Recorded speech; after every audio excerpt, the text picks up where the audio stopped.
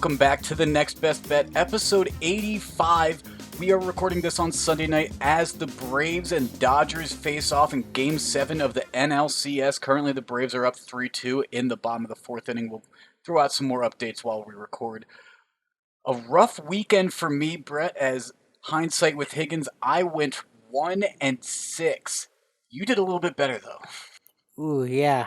Tough week for you. My week looked like it was going to start a little rocky as the day our pod came out, Cincinnati and Tulsa was voided. The Falcons had tested positive for COVID, but the Falcons ended up getting onto the field and not only covering but winning outright, like I said they might, Higgins. So that was a pretty good take with Brett there. Not to steal my take with Jake, but So far, both teams that have fired their NFL head coach have won in the following week. So a pretty good track record. We'll see what ends up happening as this season unfolds. We started with 3 teams that had not found a win.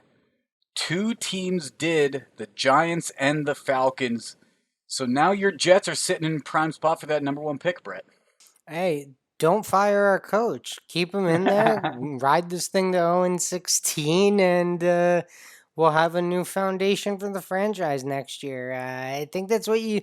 If I've learned anything, it's if you fire your coach, you win. So don't do that. Well, we'll have 2 Monday Night Football picks to talk about. We'll get to that later in the podcast. Let's get into Beginner's Boulevard right now, and we're talking about the hook. It's a half point in the spread, so if you see 1.5 in a typical run line of plus or minus, or 1.5 in a typical run line or puck line, really, that 0.5 is the hook, and basically it is impossible to push if the spread has a hook on it, or even the total over-under.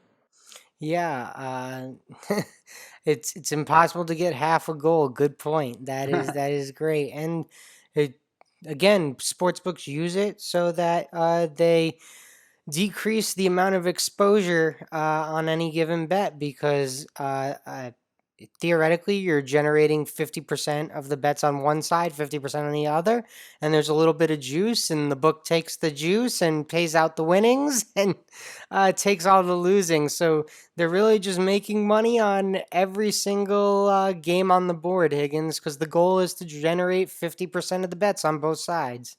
Absolutely. Sometimes there's not a hook, though, and if it can happen, take it because I consider a push a win. You get your money back to bet another day. I But like that. I mean, some people would say a tie is like kissing your sister, but in gambling, it's nice to get your money back. yes, absolutely. Let's jump into the MLB. I talked about the Braves up 3-2 in the bottom of the fourth right now, Britt. Who do you want to see out of this Game 7, and what are you expecting from the upcoming World Series? Well, first of all, awesome to see the Rays Astros series actually go 7 games and then see Dodgers Braves go 7 games. So the more baseball, the better. Now, I think we're all happy that the Rays got there, not the Astros. And for me, the Dodgers, in my opinion, are the best team top to bottom in baseball. So I guess I'd like to see them get there because then the two teams with two of the better records in baseball, two of the best records in baseball would be playing for the championship. And that seems to make the most sense in my world, Higgins. I would like to see the Dodgers versus Rays as well. This Braves team, though, I mean, we talked about so much on this podcast how electrifying Fernando Tatis is. Acuna Jr. is just as electrifying with the Braves, a young superstar in the making that is only going to have a ceiling that gets higher and higher with each passing year. I can't imagine what seeing him at that stage in the World Series would be like as well. But top to bottom, the Dodgers do seem like the right team, but it's 2020, 60-game season coming down to these Game 7s. I love to see it. Anything can happen, and we'll see what we're talking about on Wednesday. But we also have an NBA draft to be looking forward to and potential interesting free agencies as well. But the draft is on Thursday night, Brett. Where are your eyes the biggest at right now with some of these superstars that are expected to be coming in? Well, I mean, the talk of the week is going to be LaMelo Ball. Where's LaMelo Ball going to go? LaMelo Ball this, LaMelo Ball that. So I'm definitely intrigued by LaMelo Ball. Um, I haven't seen him very closely in a long time, obviously. But he's the prospect to watch in this class. Anthony Edwards will probably be the number one pick. He might be the most talented player, most raw physical gifts, whatever. And James Weissman as well was, the number one recruit in the country, went to Memphis. His season was cut short due to some recruiting violations or whatnot. So those are probably the big three right there leading into the draft. Do Weissman's violations and the fact that he hasn't played in so long, I guess in competitive basketball, does that hurt his prospects a little bit? Because he could have been up in that top conversation when he was playing for Memphis last November.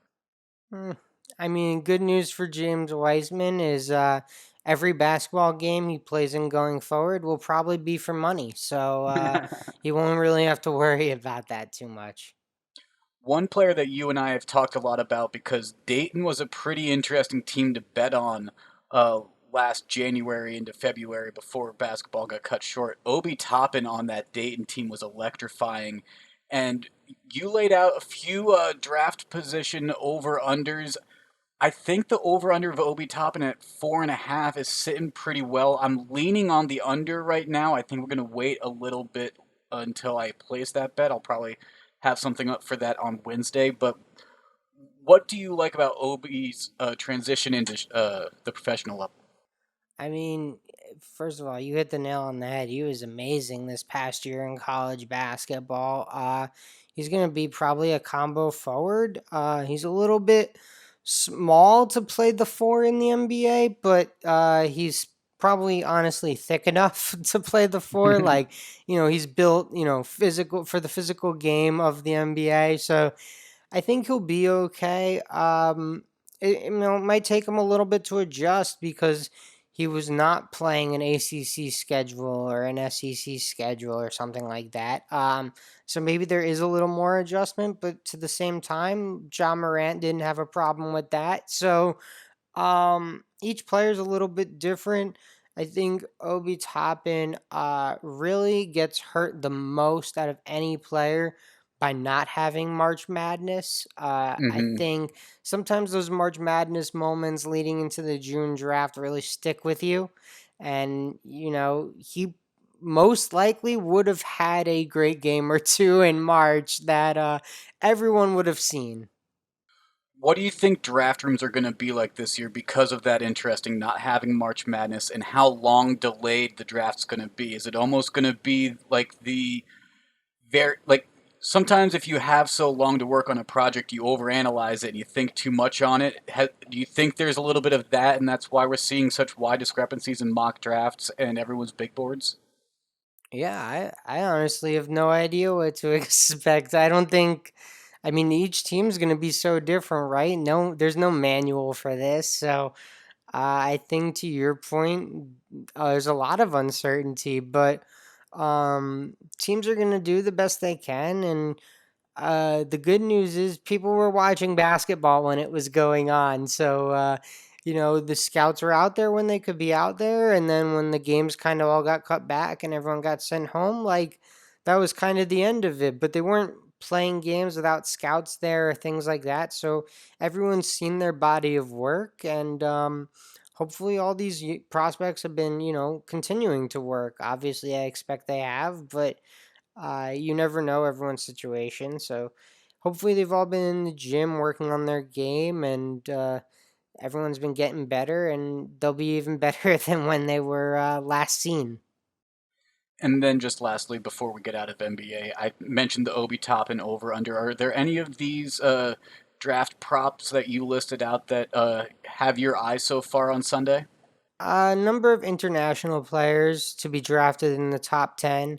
So the DraftKings Sports book in New Jersey is counting this as any player not drafted from an NCAA team. So this would include LaMelo, RJ Hampton as well. And that over under Higgins right now is set at 3.5. And I really think there's two guys for certain, possibly three that I know right now could be there. So, could I see a fourth sneaking into the top 10 at plus 305 value? I might be able to talk myself into that one, but I'm not going to be on that just yet. All right, well, let's get into our moneyline magic now. It was a fantastic game. Houston versus Tennessee. Now, Derrick Henry had 212 rushing yards and two touchdowns, and we'll get to one of them real quick. But this was a back and forth affair in the second half, and just under 2 minutes left in the fourth quarter, goal line scenario, Deshaun Watson throws a touchdown pass to Brandon Cooks, and they're already up 7 in this scenario. So Romeo Cornell, the now coach of the Houston Texans, decides he wants to go for two. They miss it. They're up 7. That gives Ryan Tannehill and the Titans an opportunity, doesn't it, Brett? Yeah, Tannehill drives him right back down the field, throws a beautiful touchdown pass to AJ Brown. Then they make their extra point because Romeo Crennel went for two. It was still a 7 point game. Higgins, they hit an extra point for some overtime. And in overtime, the Titans win the coin toss. 6 plays, 82 yards, capped off by a Derrick Henry 5 yard touchdown.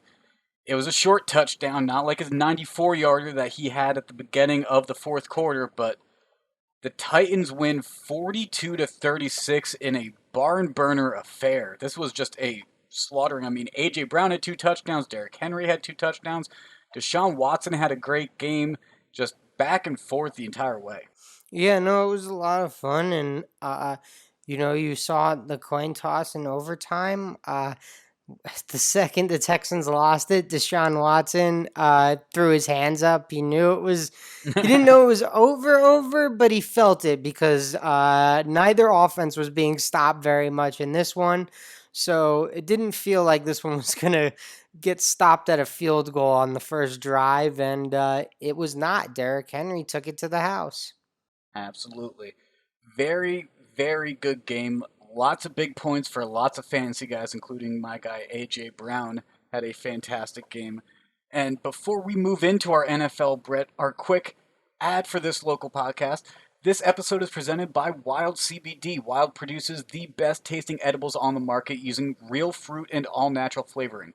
With flavors inspired by the Pacific Northwest, high quality ingredients, real fruit, and consistent dosing, Wild has become one of the leading cannabis edible producers in the country. Wild's new CBD line currently offers real fruit infused gummies in blackberry, huckleberry, lemon, and raspberry, and CBD infused sparkling water in raspberry, lemon, blackberry, and blood orange. Each gummy is dosed with 25 milligrams of CBD and can be purchased in a bottle of 10 or 20. Wild CBD is offering our listeners 30% off their next purchase from wildcbd.com by using the code POD. That's code POD, P O D, for 30% off your next purchase. Wild CBD products are intended only for the use of individuals aged 18 and older. Wild CBD products should only be consumed as directed on the label and should not be used if you are pregnant or breastfeeding. All Wild CBD products are made with ingredients containing 0% THC. Consult with a health professional prior to using Wild CBD in combination with any medications or other dietary supplements. Now, on to our NFL, Brett, where we have two Monday night football games going on. The Kansas City Chiefs versus the Buffalo Bills, and the Arizona Cardinals versus the Dallas Cowboys. Oh man, two Monday night games. This is my favorite, Higgins. I love the doubleheader Monday night games. I'm all for getting rid of Thursday night football and just doing this from here on out, but I'm not going to say like, oh, this has been a great part of COVID, but this has been my personal favorite part of all the COVID madness is sometimes we get two Monday night football games, and if we're going to deal with all the bad stuff, at least we get this one good thing. Yeah, no Thursday night doubleheader Monday night instead. I am all for that. I think it's a much better format for football for the NFL personally. Now, this Kansas City versus Buffalo game, Brett, is interesting. The Chiefs are 5.5 point favorites. minus 245 on the money line, and the over/under set at 57. But both of these teams are coming off of losses where their defense let up 40 points or more. Yeah, it's a little worrisome, but I've got a little number that gives me some confidence in Buffalo, and that is home underdogs on Monday Night Football win about 52% of the time, a little bit more. And to be successful in gambling, you just need to win about, 52, 53% of the time. And those two numbers match up nicely. So Buffalo plus 5.5 at home. Yes, please. Let's get this one. Let's hope this is one of the two that hits, right? Yeah. While you're going to be on Buffalo, I'm not going to be on either side. I am going to be taking the over 57, though, because, like I said, both teams gave up 40 points or more on their defense, but in their losses last week. The Chiefs scored 32 points in their loss, while the Bills scored only 16. I expect this to be a rather back and forth affair, similar to what our moneyline magic was between the Texans and the Titans. So 57 seems low enough for me to be taking that over. And like I said, I don't really have a feel for who's going to win this game because they're both coming out of big losses like that. Well, it's funny. I was ready to call this an AFC Championship game preview, right? Like, could this be the Mm-hmm. AFC Championship game preview? But Could. honestly, that's pretty disrespectful because the Steelers are probably the best team in the whole conference. So I'm not going to call this an AFC Championship game preview. And I expect one of these two teams might be traveling to Pittsburgh at the end of the year to for the right to go to the Super Bowl, maybe. That AFC North is tough, though. I mean, Baltimore's also really good. The Browns, we think, are pretty good, but they just got smacked by the Steelers today, so who's to say how Browns respond to that? So, Well, and to be honest, the Ravens, I agree with you, are very good. Like, I don't want to play the Ravens, but the last 2 weeks, they have not looked like the Ravens. Actually, really, since they got beat up by the Chiefs, they have not looked like the Ravens that we saw last year. So, right now, through 6 weeks, I might call the Steelers the best team in the AFC. I think, you know what? I'm going to take the might off of that. Through 6 weeks, the Steelers are the best team in the AFC. okay.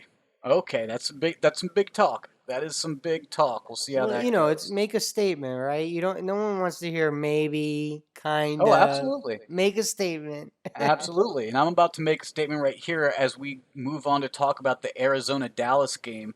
Now, this is pretty much a pick 'em. I mean, Arizona's 1 point underdogs on the spread, but they're minus 105 on the money line. I'm going to take the Cardinals minus 105 and the Kansas City minus 245 on the money line. Throw those together in a parlay for a plus 175 because I like the odds. I think Arizona isn't being fairly uh, looked at in these odds. I think Arizona's the better team in this Dallas game. And Kansas City on a coin flip, I'll take them against Buffalo. So I guess I am on a side in that game now. And throw them together for a plus 175 money line. I like the parlay. I like that. I'm not gonna be on a side. Okay, I'm on a side. That's great. Um, yeah. So you think Arizona's the better team? I'm not sure. I still might think Dallas is the better team, but the backup quarterback situation, I'm not ready to back them. Personally, I don't think either team can stop the other team's offense, and I'm just going to assume that every possession will end in a touchdown and there will be no punts. So over 55.5 works for me, Higgins. Okay. Now, like I said, I think Arizona's the better team in this. The line is plus one, minus 114. I want the juice. I want to take better odds. So I'm going alternate line, Arizona minus 2.5 at plus 110. So if Arizona wins by a field goal, that cashes out. I wasn't as high as I could go, but I liked the plus 110 odds, got them slightly in my favor there. And I think Arizona's truly going to win this game. Dallas's defense is not great. They haven't really been able to stop many. And Kyler Murray's on a roll. He is. Yeah, I mean, honestly, what you did was you gave back the 3 points for home field. You said, "Nah, I'm good. You can keep those 3 points." Exactly. And before we get to our Levy Lock pick of the pods, Brett, quick baseball update. It's still 3-2 in the bottom of the fifth. Will Smith is up at the plate. He went big in game 6. Cody Bellinger's on deck. The Dodgers, they still have some life in them, I think, as they have an interesting bottom fifth with a hardy part of their order coming up. Yeah, I mean, the Braves certainly have young stars. You mentioned Acuna. I'll mention Ozzy Albies. Freddie Freeman, not really a young star anymore, but definitely a great bat. But there are just no outs in the Dodgers lineup, Higgins. I mean, every batter, it's like Bellinger and Betts and Peterson and Seager and Muncy. And it's like, oh Bellinger my bats God. 6th. He's Yeah. number 6 in the lineup tonight, followed by A.J. Pollock, Jock Peterson, and Chris Taylor. That finishes their lineup. Yeah, It's I mean Justin Turner's in there. There are just no outs in that lineup. It is an American League lineup for sure. especially when you give them a DH this year, Yeah. which universal DH I like. I think they should keep. Yeah, and it's not a knock on Atlanta. They've got a great lineup, but I'm and Travis d'Arnaud has been fantastic. Add him with those other four bats. Like you don't want to face any of those guys, but Christian Pache is not the same hitter as a Justin Turner. Like they're just not. And Pache's a young player and he has time to develop. But currently, as constructed, the Dodgers lineup is just no fun for a pitcher. Well, before we get out of here, Levy Lock pick of the pod, Brett. We both lost our picks last week, but considering you went 3-1, I went 1-6. You obviously should go first. Aw, that's so sweet of you, Higgins. I'll remember that forever. I'll never say you never did anything for me. There we go. Um, I'm sorry to disappoint you here, Higgins, but I'm just gonna ride out the home dogs on Monday Night Football theory and say Buffalo plus 5.5. Now, if Buffalo loses by 5 or less, we can both be very happy campers here, Higgins. So let's root for that. Yes, we can. And my pick of the pod's going to be in that game as well. It's the over 57. Like I said, both of these have great offenses. Their defenses just lit up 40 points last week. So why not go for the over 57? That seems pretty low to me. So who knows? And maybe, like you said, we have that scenario where Buffalo loses by 4 and we all go home happy. Yeah, I'd be cool with that. Everyone wins on next best bet. Make sure to follow us on social media at MBB Pod on Twitter, at Next Best Bet on Instagram, and the Next Best Bet Facebook page. We will be giving out our World Series picks before our next podcast, which we will record on Wednesday night. This has been episode 85 of the Next Best Bet. For Brett, I'm Jake. We'll talk again on Thursday.